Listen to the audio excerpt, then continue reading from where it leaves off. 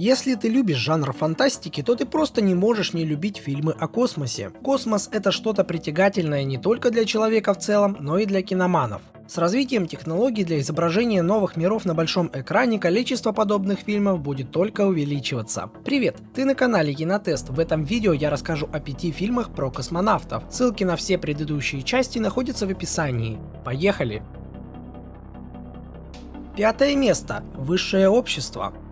На кое-каком космическом летательном аппарате, который больше похож на детский самодельный картонный плот, собралась группа далеко не самых нужных людей. И вот изгоям предстоит шанс исправить свою историю прошлых поступков, сделав одолжение науке. Обманным путем семя одного из участников полета вживляется одной из космических узниц. Рождается девочка, которой суждено изменить жизнь героя. Итак, затянутые долгие планы только в начале пытаются претендовать на что-то сверхглубокомысленное. Но чем дальше смотришь фильм, тем больше понимаешь, что все это не более чем отсутствие фантазии у авторов. От фантастики не следует требовать точности к техническим деталям, но все-таки общее правдоподобие-то необходимо, тут его нет. К сожалению, единственное из техники, что получилось правдоподобно, это дилдо одной из главных героинь.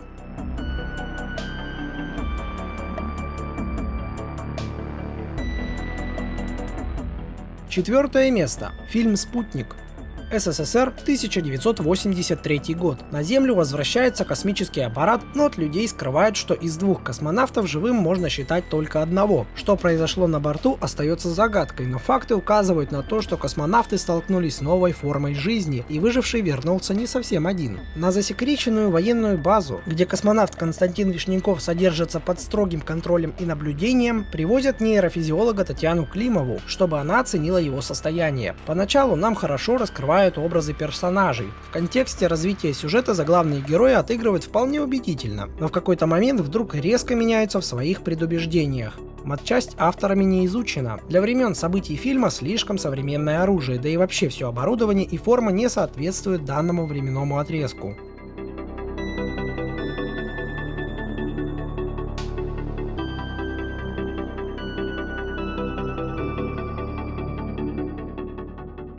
Третье место занимает фильм «К звездам».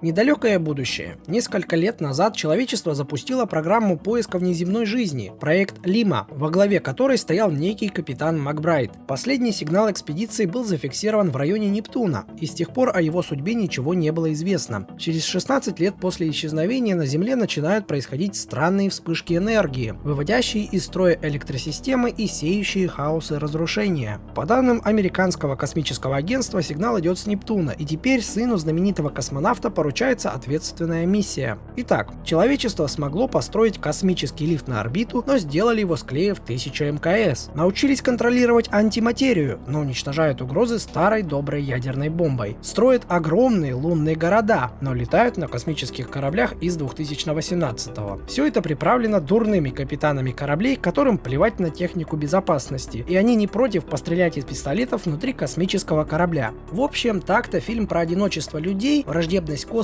и мечтателях, которые движут миром, какими бы они ни были.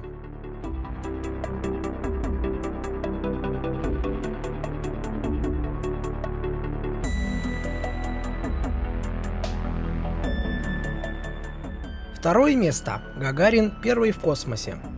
Фильм посвящен первым шагам человечества на пути освоения космоса и непосредственно судьбе первого космонавта Юрия Гагарина. Основной лейтмотив — это борьба за право быть первым, соревнования в первом отряде космонавтов, конкуренция технологий в ракетостроении, а также противостояние сверхдержав СССР и США. Массовый зритель фильм просто проигнорировал. И причина тому не только вялая и беспомощная реклама. Вялость и беспомощность в повествовании — более понятная причина зрительской холодности. Основная проблема фильма и отличие его от голливудских собратьев вроде «Аполлона-13» в первую очередь в том, что его герои абсолютно неинтересны. Фильм катастрофически мелок в сравнении с масштабами личности Гагарина, Титова, Королева и остальных, кто стоял за этим грандиозным событием.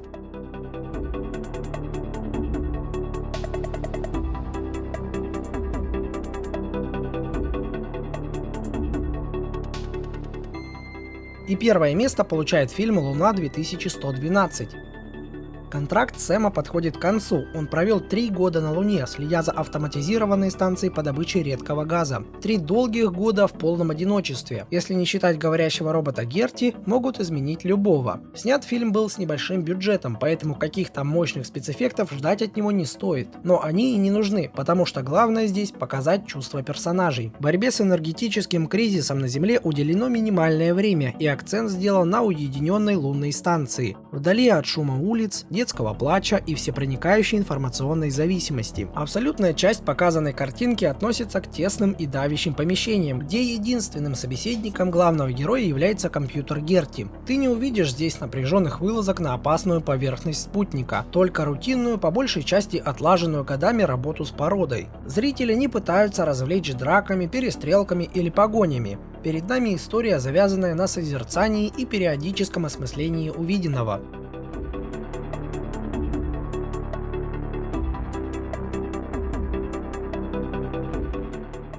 Переходи по ссылкам в описании на другие видео. Подписывайся на канал и оценивай мою работу. Пока!